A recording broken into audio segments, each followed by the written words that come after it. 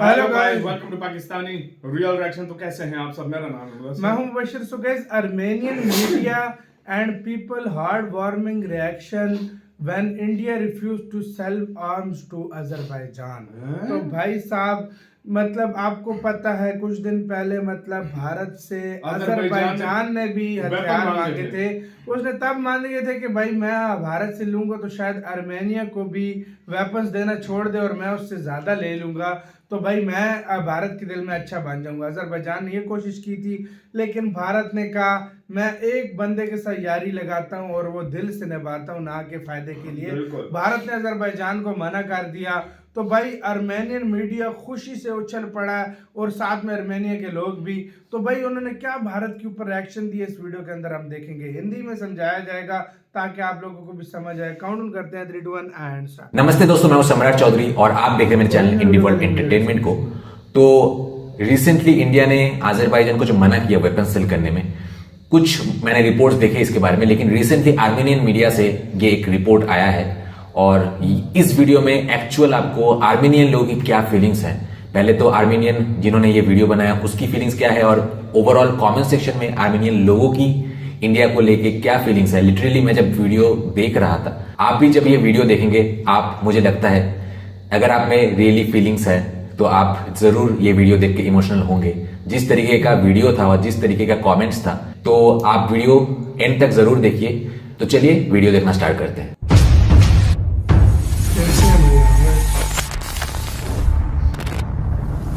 तो दोस्तों, इन्वेस्ट करने के लिए काफी सारे अपॉर्चुनिटीज अवेलेबल है इंडी वर्ल्ड की तरफ से, और अगर आपको इन अपॉर्चुनिटीज के बारे में डिटेल में जानना है तो डिस्क्रिप्शन में 2 वीडियोस के लिंक्स है, वो वीडियो देखने से आपको पूरे डिटेल्स में पता चल जाएगा।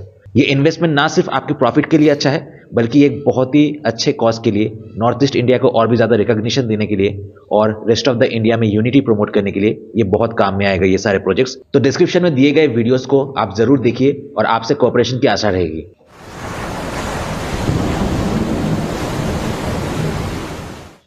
Это очень показательная история। ये मॉरल कैरेक्टर की एक उत्तम निदर्शन कह सकते हैं। तो क्या हुआ और मैं किन देशों की बात कर रहा हूं? हुआ ये कि अजरबैजान एक तीसरे देश के द्वारा इंडिया को यह बताना चाहता था कि अजरबैजान इंडियन हथियारें खरीदना चाहता है।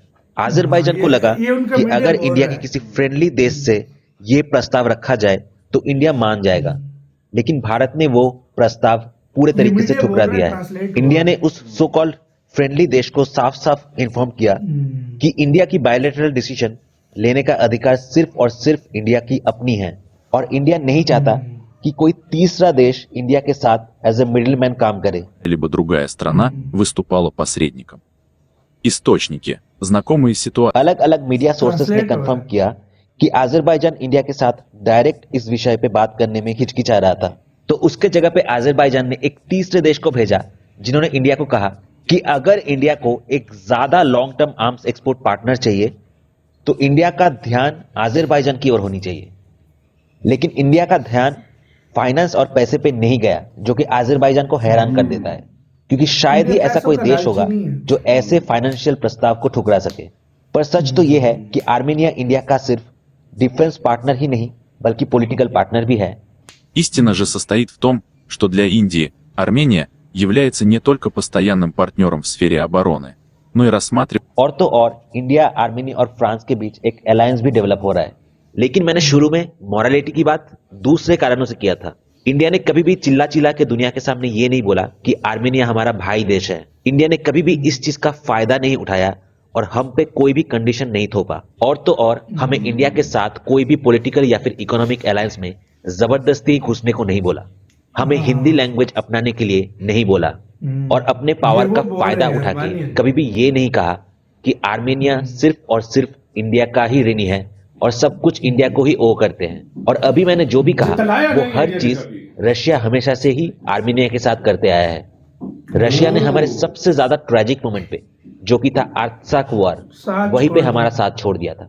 रशिया चुपचाप ये देखता रहा कि कैसे टर्की और अजरबैजान आर्त्साक और आर्मेनिया के दूसरे टेरिटरी कब्जा रहे थे И часть суверенной территории Армении. Россия пытается выбирать менторские. और तो और, जब डायलॉग की बात आई तब रशिया ने ऐसा एक टोन अपनाया जैसे कि वो हमारा मेंटोर हो रशिया हमेशा से ही आर्मीनिया को कमजोर ही देखना चाहता था, क्योंकि उससे रशिया का आर्मीनिया को ब्लैकमेल करना बहुत आसान हो जाता था।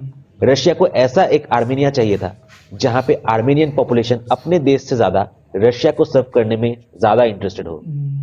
Россия легко रशिया बहुत आसानी से आर्मीनिया और अजरबैजान दोनों को हथियार बेचता था, और इससे रशिया और आर्मीनिया के अलायंस पे कितना गहरा असर पड़ रहा था, वो कितना खराब हो रहा था, उससे रशिया को घंटा फर्क नहीं पड़ता था।